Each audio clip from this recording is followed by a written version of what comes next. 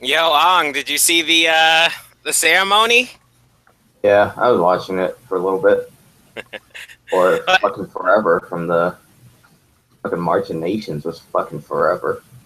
yeah, dude. I mean, They're actually gonna march all the nations, man. That's like NBC must be making a ton of money from that advertising space because they fucking go to break like every 5 minutes. they did. Like after watching soccer, like every TV thing is just spoiled for me now because it's just like I'm used to watching 45 minute straights of something without any commercial breaks. Like, and that 45-minute goes fast too. But, watching NBC with the sports coverage, it's just like, oh, we're going to go take a break every like 5 minutes. Like, what the fuck is that? Yeah, I have to say I have the same problem with tennis because after two games they sit down and it's like 2 minutes every time. So they only got time for three commercials. Sometimes they cut the third commercial off to Good. bring you back to the action. I mean, that's a start, but damn, man.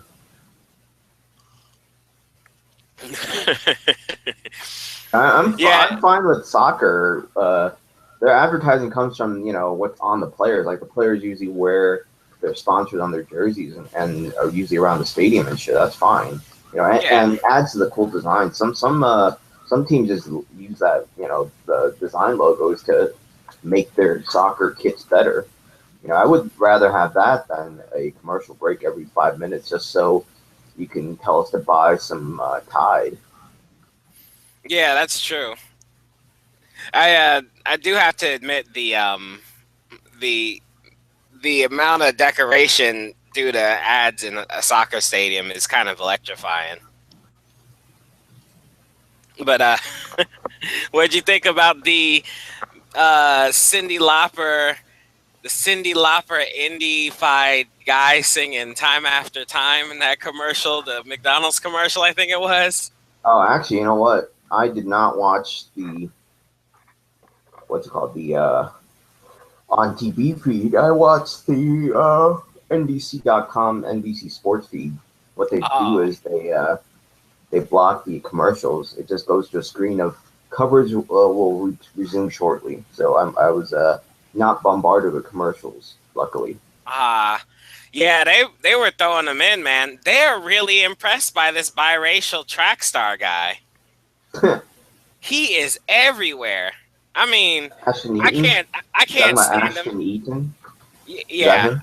Yeah, his like I name's been like very pushed as well. Like his name's been ever like I only knew of his name because like oh we're gonna put him first in everything like all the the what's called for the fucking advertisements. yeah, they giving him flash like status on these commercials, man. He paying for something with his card, then all of a sudden he's gone and all the papers, even if it's a grocery store, all the papers are in the air. Right. It's like, no, there's no papers in the whatever. You know what? Don't worry about it. Your receipts flying up. What is? Where are these papers coming from? The papers are like the speed man's confetti. Just every time you want to show somebody being fast, you just blow somebody's hair and then throw some papers in the air. You're like, wow, that guy is gone. But yeah, like I have a like I there's a part of me that gets a little irritated when an athlete shows up, they're biracial, and the only person you get to see is their mom that's not black. Right. They always like way to push that narrative of or that stereotype like if his mom's white then if his dad's black then why is he not around? Yo, it's harsh. Cause I mean, I'm a biracial dad. I'm hanging in there. There's no point where I'm like, I need to get away from this crazy white woman, even though, I do want to lock myself in a dark dungeon room. Like, I understand. I mean, I love my daughter. I understand if you want to get away from that crazy white woman. I get it. I totally get it. But if your child becomes Heinz Ward or this guy or another biracial person whose parents. It doesn't happen a lot in tennis. Thank God. Usually, tennis families are very complete. But yeah, I'm sick and tired of that American narrative where the biracial. Isn't that what happened to Obama? Yeah, pretty much. Damn it! You see what I'm saying? Like all of a sudden, these biracial kids are becoming famous, and their dads are just gone. It's fucking Sidney Poitier and the Fresh Prince of Bel-Air, or not Sidney Poitier, Ben Vereen. Sorry, you never saw that episode, did you? Nope. Where Ben Vereen comes back as Will's dad. Says he's going to take him out because he's a truck driver. Says he's going to take him with him on some truck driving and come back. And then he just and he never leaves comes a back. Hat. Yeah, left them a hat. And then Will Smith had that Emmy-winning moment where he's all like, I bought him this stupid gift. Forget him. And, Uncle Phil / the Shredder just standing there like, give me a hug, Will. These turtles. Anyway, it's like whenever you see some stuff like that, you be like, "Damn, black dads suck. I'm gonna be a good black dad." And then you see all these Black athletes. uncles are better. They're pretty cool. My black uncles are cool. They're crazy. Every single one of them. Well, actually, a good black dad was in Carl Winslow. Yeah, but he wasn't a biracial black dad. See, it's one thing if you're just like, yo, I just feel like screwing a white chick, and then all of a sudden an athlete comes popping out. Dude, you know that when those biracial athletes come out, you want to see the dad because you know that's where it comes from. You know what I'm saying? Not unless the mother was already an athlete to begin with, right? If she was really that cool of an athlete, the dad would have stuck around. Let's be real here. This is true. This is true. Let's be real here. Ain't no black dude boning Caroline Wozniacki. He's a better athlete than she is. And then he's just like, you know what? I think I'm going to go it alone. Good luck with this baby. You know what I'm saying? I'll pay you child support. I can afford that shit. Please.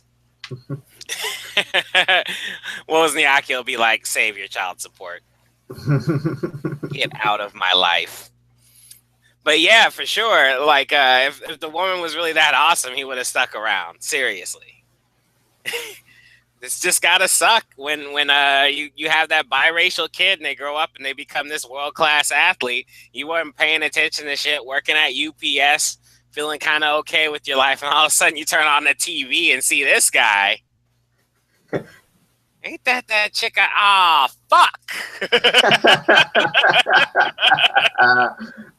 Should have hung out, man. Oh, who knows? Who knows? If he did hang out, maybe the kid would not have gotten that motivation to, just sometimes they get that spite, man. Nah, come on. That's like some anime bullshit, man. You don't win with anger like you win with having a whole support cast behind you. Every Naruto theme is about this shit, man. You get to a high level, but it always tops off because your anger consumes you. And that's the only thing you have that drives you. But the power of friendship and family, that goes forever. Now that dude's white mom totally gave him the power of whatever it took. But let's be real here. It certainly wasn't his white mom that gave him the super athlete skills that turned him into a superhero. Right. Turned him into the Flash. That's like all superheroes are at this point is excuses for white people to do shit black people do normally. He's the fastest man alive.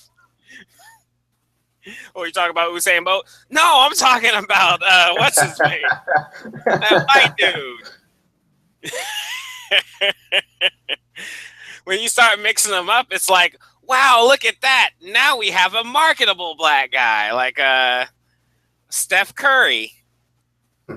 Oh my god, that man is the most marketable athlete I've seen next to Michael Jordan. Yeah, because Michael Jordan had that crying face, so he be winning. Even when he cries, it's like put it on everything. Just wait till we get our hands on you, and they just show him crying. They're a little too tight, bruh. But yeah, no, for sure he is. I mean, him and his super light skinned daughter that looks like a really cute, snarky version of my daughter, even though my daughter's catching up pretty quickly.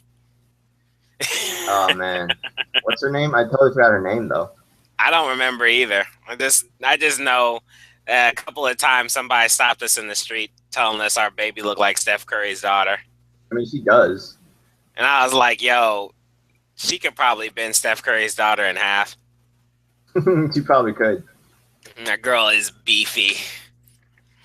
But anyway, dude, what'd you think about the ceremony up until they just started parading people out? You know, I thought it was pretty dope. I mean, I love their song choices.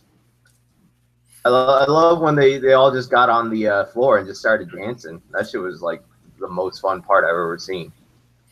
Yeah, I mean, I don't really watch the ceremonies. The only reason I watched this one is because I wanted to talk about it with you. But what are the things that stood out to you? That part, I mean, just and then Giselle just like fucking just enjoying the shit out of herself. She was just like doing the carnival and samba dance like right on the stage. Like even though her part was done, she was just still there, just hanging out with a bunch of them. Yeah, like her. I'm dancing my ass off. She was just doing the hands. You're talking about Giselle, the supermodel, right? Yeah, Giselle Bundchen. It was like her job was just to walk out there with her hips all popping out. Yeah, basically. I mean, that's. I mean, she's a supermodel for that reason, so can't hate her for that. Yo, I'm gonna need you to leave and come back in. I'm getting a little choppiness. You think it's your game or what? Probably. Can you do that? How about now? I'll turn off screen share. Oh, okay. Well, we'll try it there. But yeah, dude, did you list it up?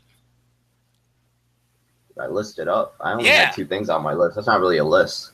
Wow. So Aung has been torturing me about these lists like last podcast. So I'm like listed up, and I was over here taking notes. Aung's like, he's listed up. He thought I meant just for me. All right. So let's see. We had number 1 on the list, the giant enemy crab. Oh yeah, or the goddamn spider from the kitchen. Yo, I bet, dude. The moment I saw that spider walking across the thing, my asshole got tight. I'm so traumatized, man. Oh shit! The beginning of Brazil was a couple of days ago. You probably killed a relative. You know. Viva Brazil! Smash. Now it's gonna come looking for you. Like that, brother. Now it's gonna come looking for you, the big brother. Anderson Silva will be like, "You killed some of my family." Different spider, but okay. Yeah, I know, right? But he is from Brazil, though. See how I connected it? Probably why they call him the spider. Yeah, because he started Brazil. He brought him into prominence with his big head and skinny body. Amazing how he hadn't been knocked out more times. The biggest part of his body is his cranium. But yeah, dude, Anderson Silva does have a big cranium. He does. That thing is huge. He's ahead of his class. Anyway, dude, what was up with the commentator saying that the Brazilians take music from all over the world and make it their own. I thought they did. Dude, that's what every artist does on the planet, though, right? That's true. I hate when people say that because it's like, so what? All the other music around the world is just original, right? It's just Brazil that you're stealing from other people. Make it their own. Like, that's their special trick. That's white people's special trick. Like, oh, this samba music, they got it from somewhere else. Like, okay. This bossa nova got it from somewhere else.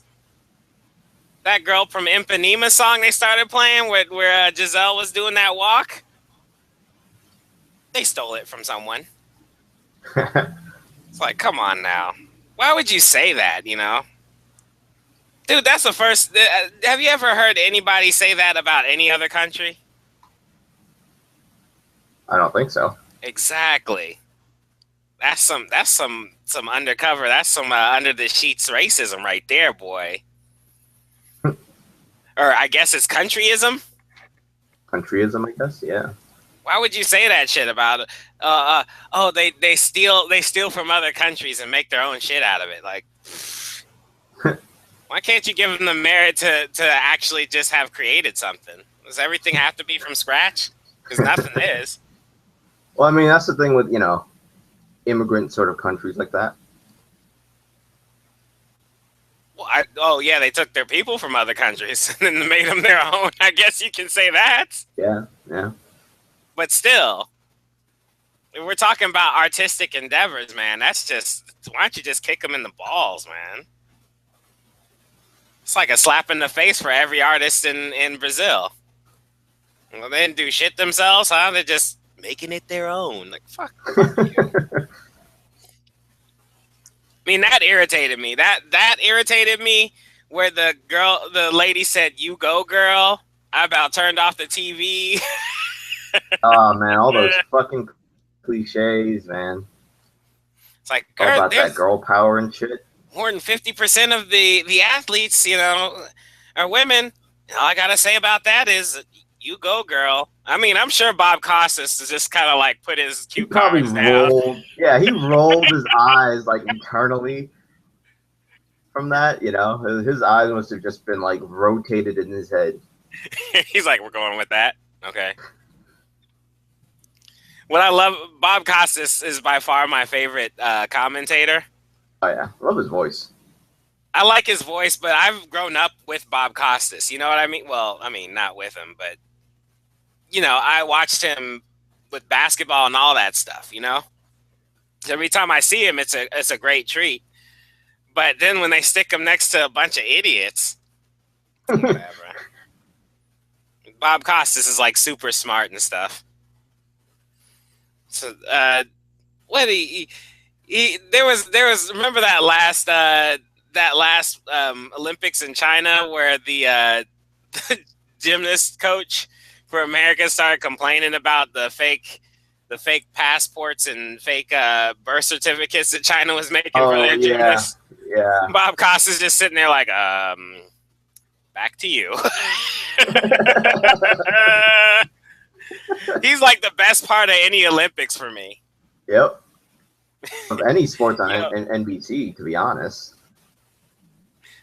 Yo. Dude, I am so impressed with how well Brazil, how much they can get out of their minimum wage dancers, man. Dude, there's some high quality minimum wage there for like $7.50 an hour, man. Those guys are putting in a lot of work.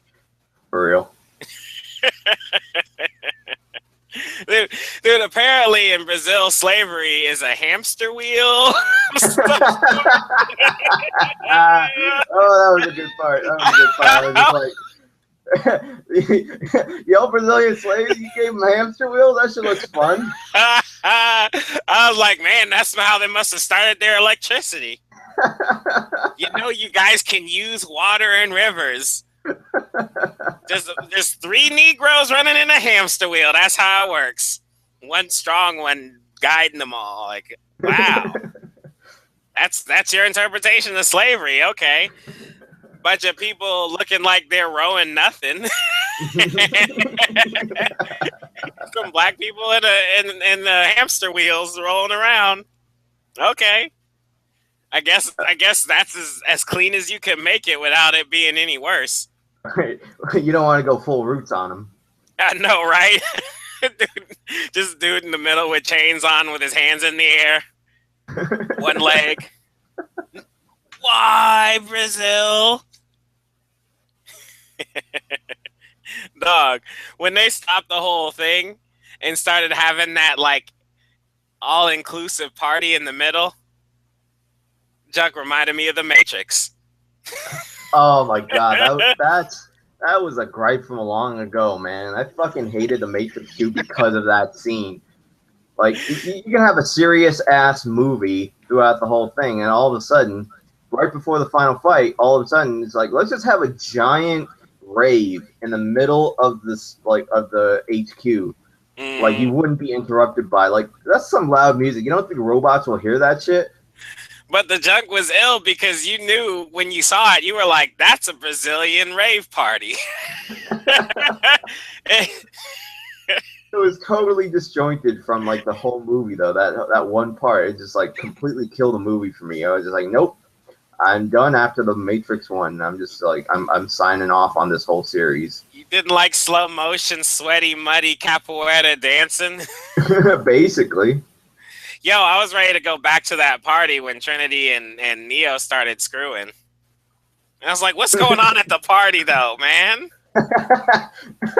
Need to see these two abnormally. They were the whitest people in the whole party. Yep. It's like the true human beings were all black, and then here they come. The savior is a white guy. And the person that falls in love with him is another white girl. It's like, okay, that's great. And then they start kissing, and they did that one kiss where the saliva stuck to each other's. Go back to the party. What's going on with Lawrence Fishburne, man? Shit. I want to watch these people with little nobbins on their backs trying. Ugh. They're just trying to fuck. But I'm saying this thing reminded me totally of that, except with Teletubbies with afros. So if it was like afros, that's exactly what it looked like. They look like, even Tanya was like, they look like Teletubbies. They had yellow shirts on with big white squares and big afros whipping around. I was like, I didn't know that's how Brazil got down. Yo, they did the whole thing with like what is it, like floor projector? Yeah, floor projector. What'd you think about that? That was actually pretty good. I mean, with the budget they had to. I mean, their whole country's in shambles, and they didn't have a big enough budget like London or Beijing, so I can't blame them. Yo, I thought it was gonna be way worse when they began with those silly ass aluminum foil pillows that they were shaking all over the floor. I feel like you don't know what I'm talking about. I'll keep going. Right at the beginning, Aung must be having an argument. At the beginning, they had these aluminum foil pillows that were blown up with air, and they were just kind of shaking them around. And I thought we already jumped the shark. I thought, oh man, this is gonna be horrible. And then after the aluminum pillows, it got a little bit better. They moved on to slavery. And like, oh, we got immigrants here, and then white people here, and then all of a sudden, just black people just rolling in out of nowhere. Did you notice that the white people on ships were still like tan people with white powder on their faces? They had to white face it. Yeah, they white faced the pirates, man. That was great. They got off that one dude the native Brazilian guy was staring at him like, "What's wrong with your face?" I was like, "Yeah, man, you can see the powder all over it, man. It looked horrible." That minimum wage work, man. They couldn't get any regular white guys to play that part. They're like, "Fair, look, we'll just paint them, whatever." Dude, the I was actually kind of impressed when they brought down the little spaghetti stuff. Like they brought down the strings with the actual the projector, and then they started kind of like flowing the projector off the strings, and then the people in the diapers started running around in circles with him. I thought that was pretty good. What else do I have on my thing? Oh, what did you think about the fake parkour section where they were all in San cute. Paulo? That was cute. Yo, can you imagine if you're on the other side of that projector that those images were shit? Like from our angle, it looked awesome. Like they were really coming out of the ground with the buildings, but when you're on the other side, it just looks like a bunch of gibberish with people running across the way. Like what? It's just like it seems like the ground's opening or something. I don't know what the hell that is. People on the other side are like, "Oh my god, this is amazing." I had to stop and explain that to Tanya. She didn't get how that works. She's like, "They're seeing the same thing on the other side." I'm like, "No, they're not." It's like looking at a picture upside down. They had to choreograph it, so it was pretty much muscle memory by that time, right? What, for them to? What do you mean? And to dance and move like that, they pretty much choreographed and memorized the routine. So, well, I don't think when they ran across the buildings in the on the thing, it was that choreographed because it just looked like a bunch of people, like a bunch of cheerleaders doing flips and shit. And one leader was probably like, "Yo, we're gonna parkour through this area," and everybody was like, "Okay." But when they got to like the actual set, yo, that stuff was amazing, man. Did you see those mountain climbers that were doing like the 360 moves on the one grip and stuff? oh yeah, I saw one girl. She did like a pirouette on one. I was like, damn, that's some good hand grip strength. Yeah, they were going hard in the paint on those things, man. Yo, what was with the stolen lampshades thing though? Like Bob Costas was talking about San Paulo and poorness, and for those of us in America, not understanding how poor is, this might change our mind and stuff. You remember that part? And then I watched it. I think I stopped listening on that one. I stopped listening when they did the whole global warming bit. No, it was before that.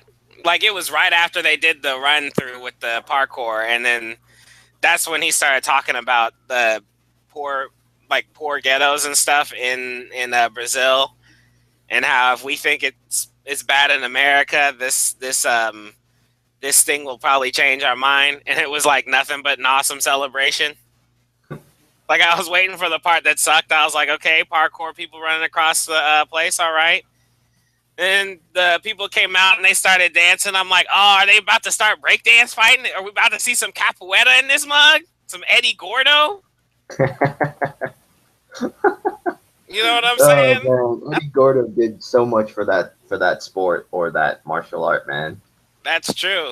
They didn't really have any representation for capoeira except for the movie Rooftop. Exactly. That's what I'm saying.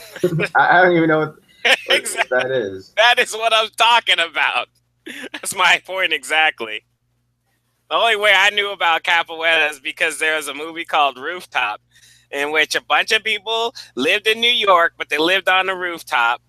And there was this white dude that had been living on the rooftop. Tisha Campbell was in it. That's why I was like, damn, she's in every movie. Tisha Campbell is the girl who plays Martin Lawrence's wife in the show Martin, Gina.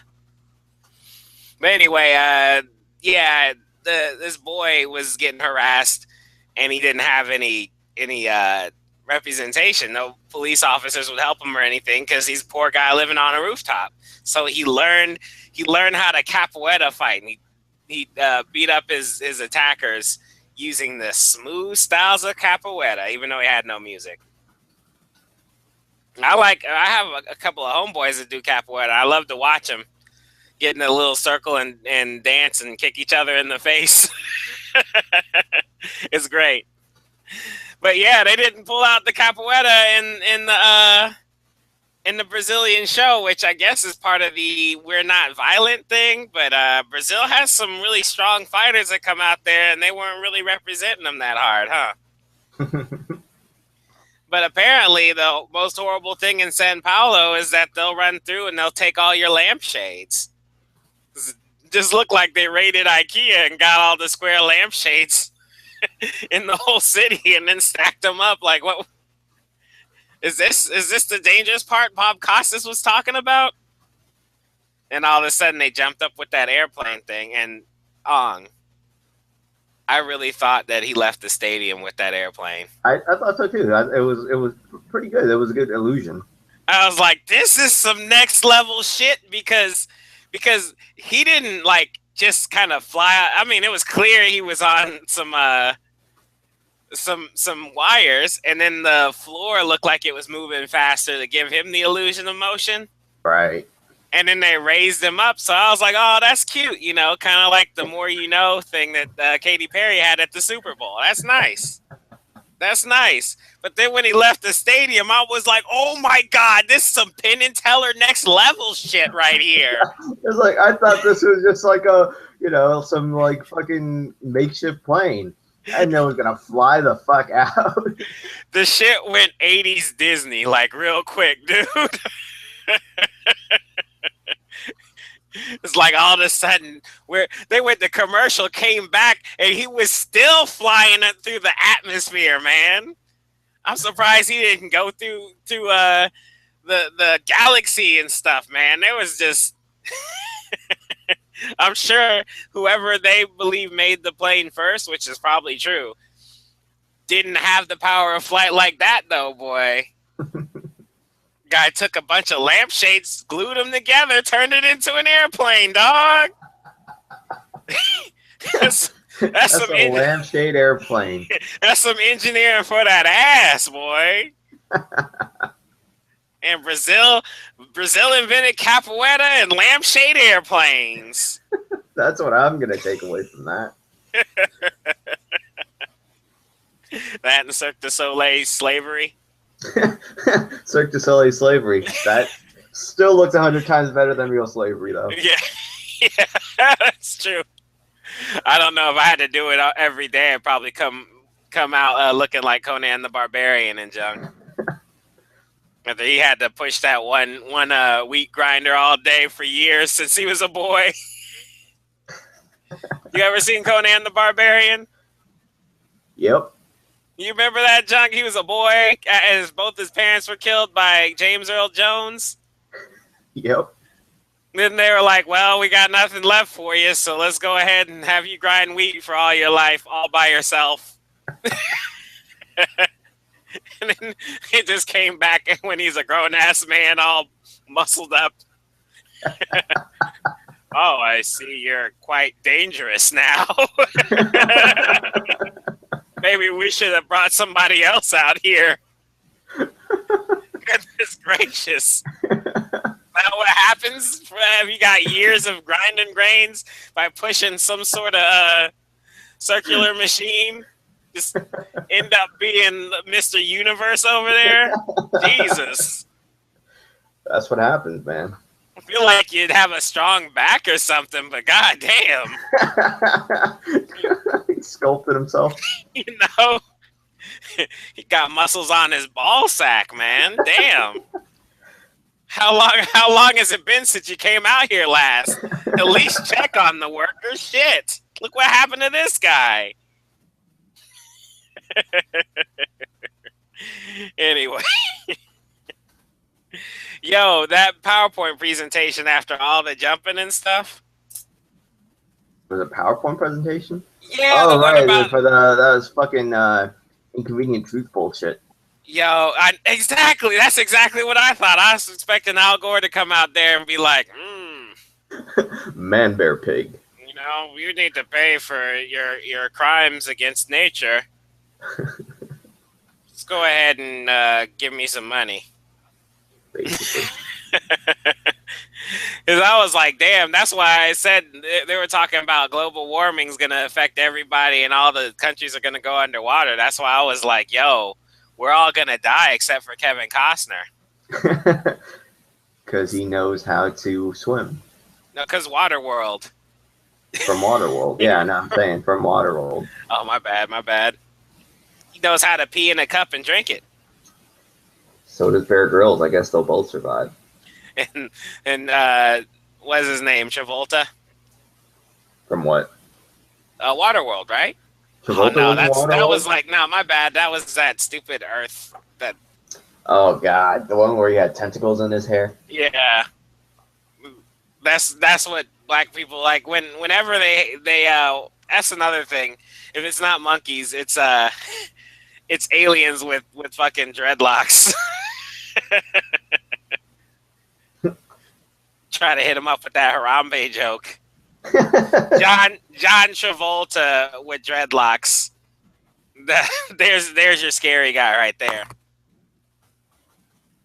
But yeah, dude, all in all, I thought it was better than I expected it to be. I could have done without the PowerPoint presentation. For sure. Look at all these countries going under. Like, I don't care. It looks exactly just like it did when I saw it on Superman. Lex Luthor was like, I'm going to go ahead and sink this whole area. And then once I separate this island, I'm going to use it for real estate. Do you remember that Superman movie with not Christopher Reeve, but the one after that? The guy that looked like Christopher Reeve? That movie where he was the biracial dad who left his fucking kid. Kevin Costner? Was that it? You know that movie, right? Kevin Costner? That's got to be him. Well, I remember Kevin Costner was in some racially charged movie that my dad was watching on Netflix. Trying to remember what that was called. But I'm talking about Superman. Superman? Huh. Mm-hmm. You remember the Superman movie that wasn't Christopher Reeve, but the one after that wasn't very good, so they had to like... Oh, Brandon Routh. That was Brandon Routh. Yeah, you remember how the... that's what I'm saying. That's another biracial relationship. Like literally biracial. Yeah. By species, basically. Bispecial. Where it's like I know this motherfucking Superman ain't an illegitimate dad. So that's what I'm saying, man. Once the son came out, like she had a son with Cyclops apparently. But she knew it was Superman's kid. That's gangsta, man. Lois Lane's a bitch. Dude, let's talk about this for a second, because that movie made me mad on so many levels. Superman Returns? Yeah, with Kevin Spacey in it as Lex Luthor. Yeah. It's like the only good part of it, where he looked at Lois and he said, why don't you go ahead and say it? She's like, say what? Say those words that you say every time. And she's like, Superman will stop. And he's like, no! he ate that scenery, man. That dude ate the scenery. He was just hamming it up, just chewing that scenery. He's like the only person who did a great job in that movie, but that movie was so bad, Ong. Yep. I mean, we'll go ahead and whine about this, but dude, I watched it once, and what was horrible about it sticks out in my head to this day. Dude, number one, the guy from Harold and Kumar was in like every scene and didn't have one fucking line. No, I think he had one line, but it was just to like to say something snarky towards Superman or Lois. Not even snarky. He just like turned around and was like, "We're almost out of gas." Right. Or some junk like that. You were like, "That's it, dude. Harold from Harold and Kumar. Why isn't he saying anything?"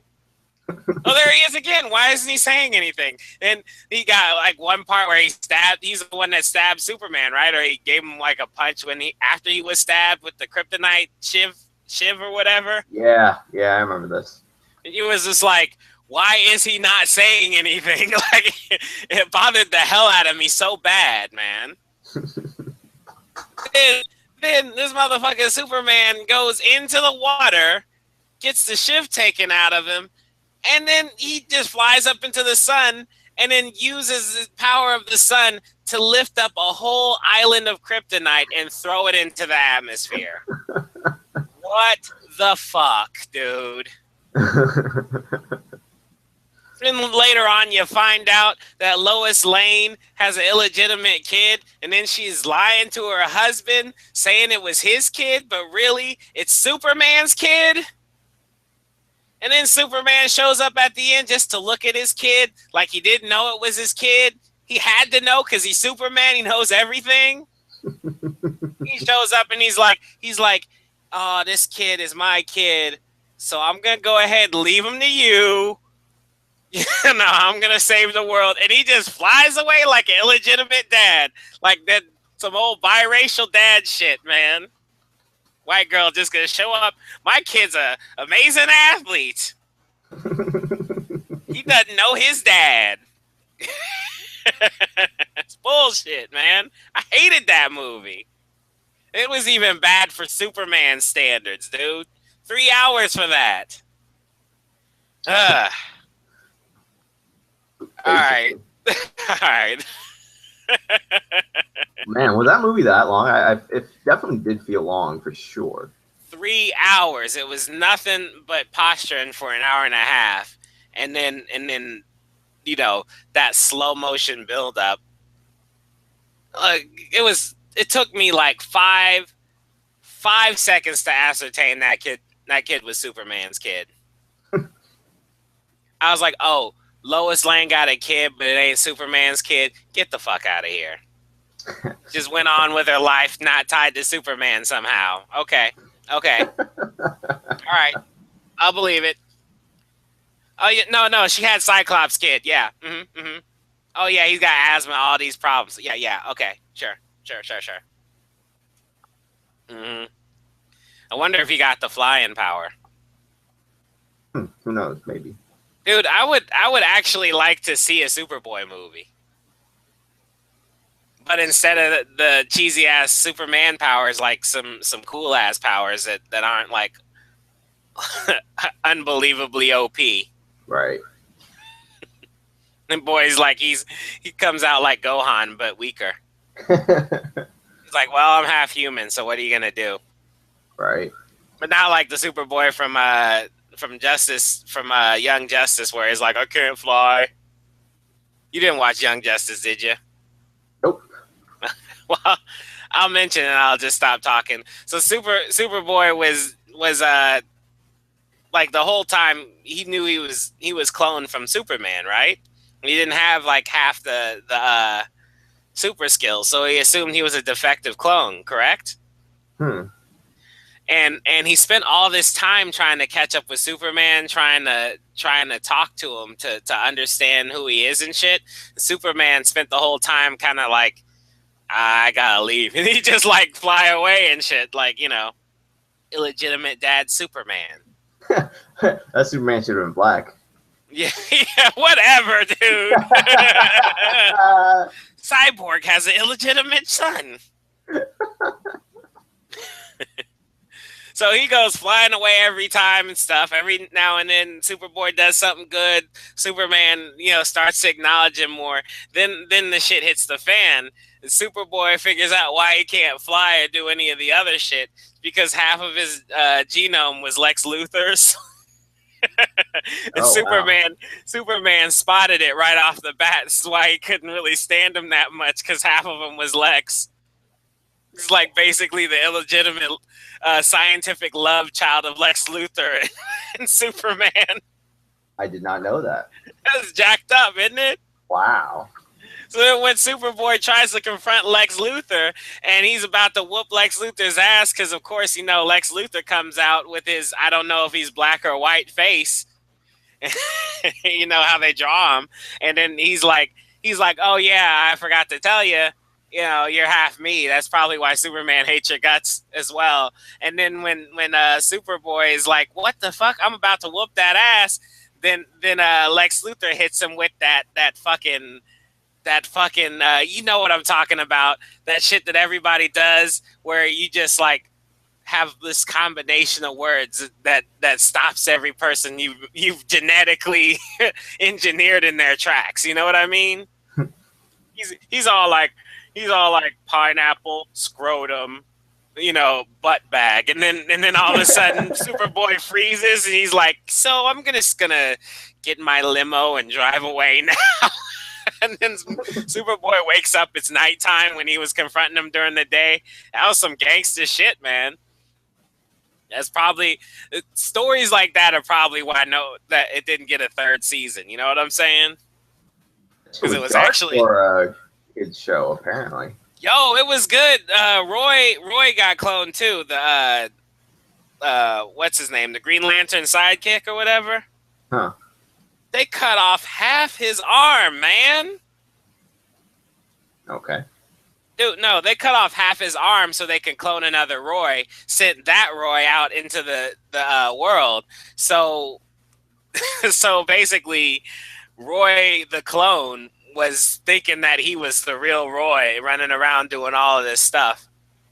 And then when they finally figured out that that was the fake Roy, then they went to save the real Roy, and he was missing his arm, so they had to suit him up with a fake arm, which Lex Luthor gave him, which you knew shouldn't be trusted, and they renamed him as Arsenal. It was ill, and the clone Roy had a baby with the ninja girl, and they just went off. It was some real stuff, man. And all the adults are watching that cartoon like, this is the shit, and then they didn't continue it. And you were like, damn it, I need to know what happens. You know, still couldn't figure out which Robin they were showcasing. Then they had an Aqua Lad who was black. Come on, man. Yeah, Black Aqualad. Wow. Not only did they have a black Aqua Lad, but they said Why Robin would he be black though? If you're living under the sea, you're not going to get any sun. Why would your melanin be evolutionarily, be there? Because he was the son of the Black Manta. Booyah! Mind blown. Mind blown. Okay, dude. I can live with that. That shit's pretty interesting. Yeah, if you didn't see that show, you need to watch it, because it was the only time like I binge watched an American cartoon, and like I couldn't stop watching it. The plot line was better than any of these CW shows that they have. Much more concise, better superheroes, well written. A lot of sabotage, like because they were Young Justice, right? So they were the kids, but of course they were part of the Justice League. But somehow they would have to, like, the Justice League would always be indispensed, right? And that was why they formed the Young Justice, because Young Justice was like the sidekicks left over, and they had to save the world because the bad guys kept dealing with everybody else in a manner they couldn't do shit. They disposed of Superman with litigation, man. they made Superman go to court in the second season, dude. He couldn't do shit. He was in jail. Answering for his crimes. Batman 2. It was great. Dude, man, yeah. So Aqualad was the Black Manta's, son. And he knew that, but they weren't together like that. You know what I mean? Right. And that's why he hooked up with Aquaman and stuff. But when he came through, he was supposed to, like, it was gonna be him, Roy, what's his name, Speedy. He didn't quite like the shit, so he was kind of running around, sort of in, sort of out. There was the Marvin the Martian's cousin or some shit. This little girl who had the brain powers. There was Superboy. There was and there was Robin, right? So you was like all Teen Titaned up, so you knew that Robin was gonna be that dude, right? But then it turned out that Nightwing was in this continuity, so that wasn't the same Teen Titans Robin. It wasn't Dick Grayson, the Batman and Robin from like the 70s. Holy horseshit, Batman. So they had that Robin be like the leader because obviously Robin's the leader, is Batman's protege, and he started fucking shit up. And they were like, I think we're gonna go with the black guy because he knows what the fuck he's doing. He's not lame. And I was like, what? Like I was kind of listening to the show, and then I had to come back in the room. They made Aqualad the leader. This is some monumental shit right here. I started looking around. I was like, damn, you know what? They're mixing up this show. There's some black guys. There's like more black people in there than the quota. The Blue Beetle was Mexican. They brought in Static Shock for that show, man. Wow. He started showing up. I was like, this motherfucking, they brought in Static Shock. Yo, I'm a fan for you. Was it the same artist that did the WB one? They got the same artist to get Static Shock to do that? Please. The Static Shock in the WB one had that black artist feel, you know, like every black cartoon. It was like a mixture between DC and Fat Albert, like jammed together. all the primary black, you know, Wayne Head, those things just jammed together into one thing. Static Shock was one of my favorite shows, but they still had like the villains were stupid. They had one guy whose chest was a speaker. He used the power of his boom to like knock things over and destroy stuff. Just, you know, all about that bass. Anyway. All right. I always thought Virgil was a good first name for a superhero. That's not really like, every superhero name's kind of like, you know, run of the mill cookie cutter, but Virgil. Virgil is the name of the $1 Million Man, Ted DiBiase's bodyguard. That's good to know. Huh? That's good to know. Yeah, see, that's why I never would go with Virgil, because the $1 Million Man had a slave. His name was Virgil. Oh, okay. And then when Virgil split up from the $1 Million Man, you know what his super move was? What? Overhand right. So is this basically a haymaker? It was, but it was a combination. He just did like 3 punches on the left side, and then he'd do some Sugar Ray Leonard like dancing. It's kind of like, I don't know. It didn't look smooth at all. It was horrible. And then he just hit him with the other hand, and the guy would be like, "Oh, it's the hardest hit I've ever had in my life." And then he'd just fall on the ground. You was like, "Really? A punch?" Like there's something special about his knuckles. It just shatter hand. So ever since that, Virgil has been like off the list for me. Was Static Shock's name Virgil? Yeah, his first name was Virgil. See, that's why I don't remember it. Yo, that was a good one too, because he was all smart and shit. Mm-hmm. Batman was up in there, and he had to help Batman. The only problem was when Static Shock got old, they didn't make it. They like took all his cool away. Yeah, they did. You know, it's like once he turns into a old ass man, you gotta ditch the outfit, bro. You can't be wearing that blue hoodie jacket anymore. Look, at least tie those dreads in the back. That's all I'm saying. Right. You know, let the dreads go down to his chest. Go ahead and tie him up in the back. Fail. If I didn't know we were going to talk about Static Shock, I would have put the picture that I drew up on there. Anyway, I'll switch it up.